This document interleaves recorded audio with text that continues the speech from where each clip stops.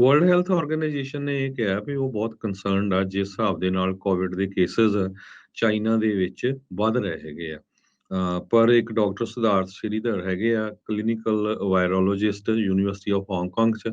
ਉਹਨਾਂ ਨੇ ਕਿਹਾ ਵੀ ਜਿਹੜਾ ਚਾਈਨਾ ਦਾ ਬ੍ਰੇਕ ਆ ਉਹਦਾ ਜਿਹੜਾ ਥ੍ਰੈਟ ਆ ਖਾਸ ਕਰਕੇ ਯੂਐਸਏ ਵਰਗੇ ਮੁਲਕ ਲਈ ਘੱਟ ਹੋਣਾ ਚਾਹੀਦਾ, ਕਿਉਂਕਿ ਯੂਐਸਏ ਚ ਲੋਕਾਂ ਦੀ ਇਸ ਟਾਈਮ ਦੇ ਉੱਤੇ ਇਮਿਊਨਿਟੀ ਲੈਵਲ ਜੋ ਕਾਫੀ ਹਾਈ ਹੈਗਾ। ਇਹ ਇਸ ਕਰਕੇ ਆ, ਜਾਂ ਤਾਂ ਉਹ ਆਲਰੇਡੀ ਇਨਫੈਕਟਡ ਹੋ ਚੁੱਕੇ ਆ ਜਾਂ ਮੈਜੋਰਟੀ ਚ ਲੋਕਾਂ ਨੇ ਵੈਕਸੀਨੇਸ਼ਨ ਲਾ ਲਏ ਹੈਗੇ ਆ। ਸੋ ਜਿਹੜੀਆਂ ਨਵੀਆਂ ਰਿਕੁਆਇਰਮੈਂਟ ਚਾਈਨਾ ਤੋਂ ਜੋ ਯੂਐਸਏ ਦੇ ਵਿੱਚ ਟਰੈਵਲਰਸ ਆਣਗੇ, ਉਹਨਾਂ ਦੇ ਲਈ ਕੋਈ ਕਹਿੰਦੇ ਇੰਨੀਆਂ ਇਫੈਕਟਿਵ ਨਹੀਂ ਹੋਣਗੀਆਂ।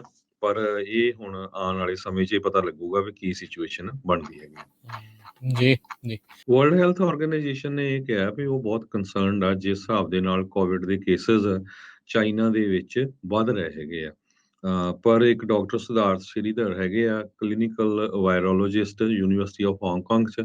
ਉਹਨਾਂ ਨੇ ਕਿਹਾ ਵੀ ਜਿਹੜਾ ਚਾਈਨਾ ਦਾ ਬ੍ਰੇਕ ਆ ਉਹਦਾ ਜਿਹੜਾ ਥ੍ਰੈਟ ਆ ਖਾਸ ਕਰਕੇ ਯੂਐਸਏ ਵਰਗੇ ਮੁਲਕ ਲਈ ਘੱਟ ਹੋਣਾ ਚਾਹੀਦਾ, ਕਿਉਂਕਿ ਯੂਐਸਏ ਚ ਲੋਕਾਂ ਦੀ ਇਸ ਟਾਈਮ ਦੇ ਉੱਤੇ ਇਮਿਊਨਿਟੀ ਲੈਵਲ ਜੋ ਕਾਫੀ ਹਾਈ ਹੈਗਾ। ਇਹ ਇਸ ਕਰਕੇ ਆ, ਜਾਂ ਤਾਂ ਉਹ ਆਲਰੇਡੀ ਇਨਫੈਕਟਡ ਹੋ ਚੁੱਕੇ ਆ ਜਾਂ ਮੈਜੋਰਟੀ ਚ ਲੋਕਾਂ ਨੇ ਵੈਕਸੀਨੇਸ਼ਨ ਲਾ ਲਏ ਹੈਗੇ ਆ। ਸੋ ਜਿਹੜੀਆਂ ਨਵੀਆਂ ਰਿਕੁਆਇਰਮੈਂਟ ਚਾਈਨਾ ਤੋਂ ਜੋ ਯੂਐਸਏ ਦੇ ਵਿੱਚ ਟਰੈਵਲਰਸ ਆਣਗੇ, ਉਹਨਾਂ ਦੇ ਲਈ ਕੋਈ ਕਹਿੰਦੇ ਇੰਨੀਆਂ ਇਫੈਕਟਿਵ ਨਹੀਂ ਹੋਣਗੀਆਂ।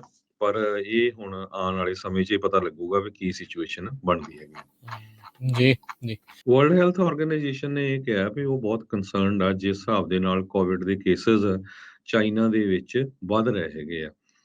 ਪਰ ਇੱਕ ਡਾਕਟਰ ਸਿਧਾਰਥ ਸ਼੍ਰੀਧਰ ਹੈਗੇ ਆ ਕਲੀਨਿਕਲ ਵਾਇਰੋਲੋਜਿਸਟ ਯੂਨੀਵਰਸਿਟੀ ਆਫ ਹਾਂਗਕਾਂਗ ਚ।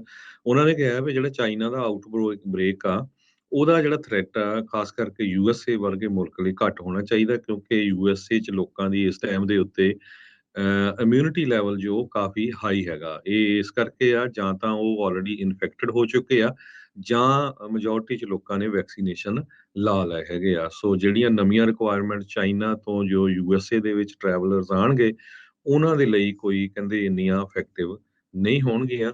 ਪਰ ਇਹ ਹੁਣ ਆਉਣ ਵਾਲੇ ਸਮੇਂ 'ਚ ਇਹ ਪਤਾ ਲੱਗੂਗਾ ਵੀ ਕੀ ਸਿਚੁਏਸ਼ਨ ਬਣਦੀ ਹੈਗੀ। ਜੀ, ਜੀ। ਵਰਲਡ ਹੈਲਥ ਆਰਗੇਨਾਈਜੇਸ਼ਨ ਨੇ ਇਹ ਕਿਹਾ ਵੀ ਉਹ ਬਹੁਤ ਕੰਸਰਨਡ ਆ ਜਿਸ ਹਿਸਾਬ ਦੇ ਨਾਲ ਕੋਵਿਡ ਦੇ ਕੇਸਿਸ ਚਾਈਨਾ ਦੇ ਵਿੱਚ ਵੱਧ ਰਹੇ ਹੈਗੇ ਆ। ਪਰ ਇੱਕ ਡਾਕਟਰ ਸਿਧਾਰਥ ਸ਼੍ਰੀਧਰ ਹੈਗੇ ਆ ਕਲੀਨਿਕਲ ਵਾਇਰੋਲੋਜਿਸਟ ਯੂਨੀਵਰਸਿਟੀ ਆਫ ਹਾਂਗਕਾਂਗ ਚ।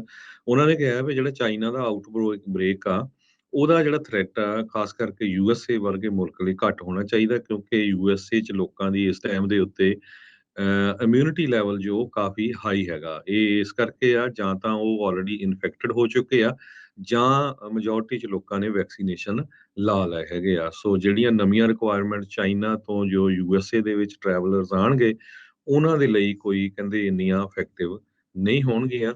ਪਰ ਇਹ ਹੁਣ ਆਉਣ ਵਾਲੇ ਸਮੇਂ 'ਚ ਇਹ ਪਤਾ ਲੱਗੂਗਾ ਵੀ ਕੀ ਸਿਚੁਏਸ਼ਨ ਬਣਦੀ ਹੈਗੀ। ਜੀ, ਜੀ।